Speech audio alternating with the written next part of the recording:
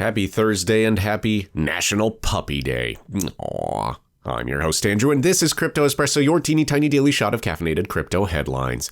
Go find the nearest doggy and give him a squeeze while I recite the news. First up, Terraform Labs co-founder Kwon has been arrested in Montenegro, according to reports. A Twitter account by the name of Filip Edzik, the country's interior minister, said that police have detained a man suspected of being one of the world's most wanted fugitives. The statement added that he was apprehended at a local airport where he had falsified documents. However, official confirmation of his identity has yet to take place. Edzik's tweet has been retweeted by the country's prime minister. Kwon is currently facing investigations in the US and his native South Korea following the collapse of Luna and UST last May, which wiped tens of billions of dollars from the crypto market. In the past, Kwon has said that he was taking zero effort to hide, so he probably just had those falsified documents thrown in for free when he bought a bread maker at a garage sale. Wow, what a good deal. The Federal Reserve has increased its base interest rate by, drumroll please, 0.25 percentage points, taking it to the highest level since 2007.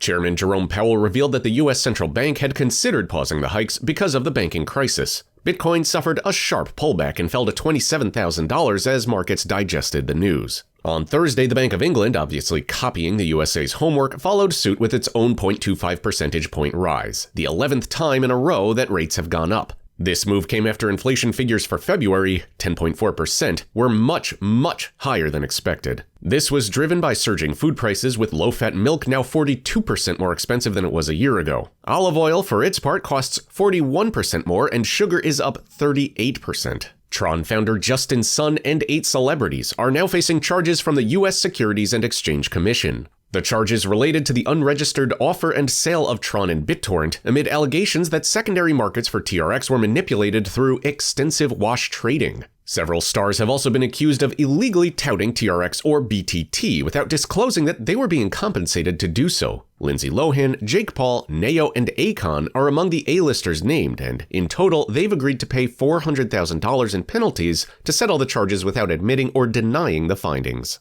Lohan has agreed that she will not promote crypto projects on social media for 3 years. Coinbase has received a Wells notice from the U.S. Securities and Exchange Commission, indicating that enforcement action could follow. Brian Armstrong expressed frustration on Twitter and said his platform is right on the law and confident in the facts. The CEO claims the regulator has not been fair or reasonable, and a punchy blog post on its website has the headline, "We asked the SEC for reasonable crypto rules for Americans. We got legal threats instead." Chief Legal Officer Paul Grewal says the SEC has refused to identify which assets on Coinbase are securities and said the company has spent millions of dollars on proposing potential ways that crypto firms can register with the regulator, but received no feedback. Arbitrum had a shaky start to its airdrop on Thursday, with the foundation's website temporarily crashing because of an influx of traffic, which I guess kind of maybe is a good problem to have. The Layer 2 blockchain unveiled plans to release ARB tokens last week as part of its push to become more decentralized. CoinMarketCap data shows ARB was trading at about $1.27 at 3 p.m. London time on Thursday, with volatility to be expected as prices settle down.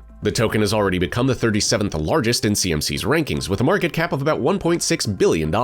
Data from Nansen suggests that 1.6 billion tokens have already been airdropped, and of those, 27% have been claimed. A total of 615,000 addresses were in line for a windfall. And finally, cryptocurrency adoption has fallen sharply in the UK, according to new research. A study by Finder.com suggests that 5% of British adults, about 2.7 million people, currently own digital assets. But that's a dramatic decline from the 9% who said they were investors during the height of the bull market. Millennials were most likely to own crypto, as opposed to just 2% of baby boomers.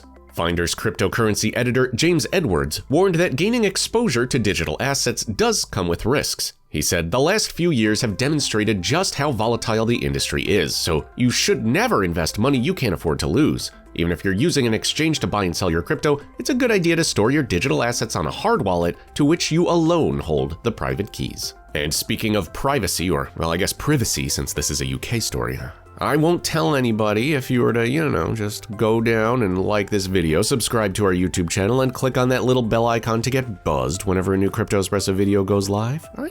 Could be our little secret. What'd you think about today's episode? Well, leave a comment below and let me know. We got quite a few comments from people who do seem excited. Heisenberg himself also pointed out, and just as comments are back, scammers commenting, "What's the best way to earn money in crypto?" and then replying to themselves are back. Yes, be wary of scam comments and, or I guess whatever Heisenberg is cooking.